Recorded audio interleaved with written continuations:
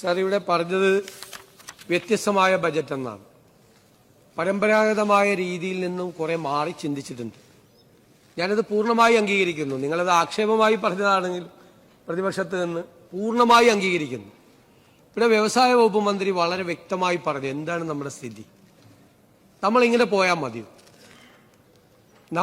ഞാൻ കഴിഞ്ഞ ദിവസം പറഞ്ഞു, നമ്മുടെ കുട്ടികൾക്ക് തൊഴിലവസരം കൊടുക്കാൻ പറ്റാത്ത, നമ്മളിപ്പോൾ ചെയ്തുകൊണ്ടിരിക്കുന്ന ഈ ക്ഷേമ പദ്ധതികൾ പോലും ഭാവിയിൽ നിർത്തിവെക്കേണ്ടി വരുന്ന ഒരു പരിതാപകരമായ ഒരു അന്തരീക്ഷത്തിലേക്ക് നമുക്ക് പോകും. നമുക്ക് ഇപ്പോൾ ചെയ്യുന്ന ഒരു വെൽഫെയർ ആക്ടിവിറ്റി നമുക്ക് മെയിൻറ്റെയിൻ ചെയ്യാൻ പറ്റില്ല. ഒരു സുപ്രഭാതത്തിൽ നമുക്ക് അവസാനിപ്പിക്കേണ്ടി വരും. നമുക്ക് അതിനുള്ള പണമില്ലാതെ വരും.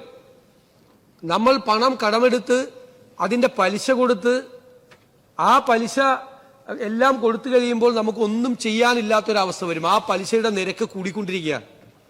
ഈ 77% ടോട്ടൽ ഇൻകത്തിന്റെ 77% കമ്മിറ്റഡ് എക്സ്പെൻഡിച്ചറാണ് എന്ന് പറയുന്ന സ്ഥിതിവിശേഷം വളരെ ഭയാനകമായൊരു സ്ഥിതിവിശേഷമാണ്.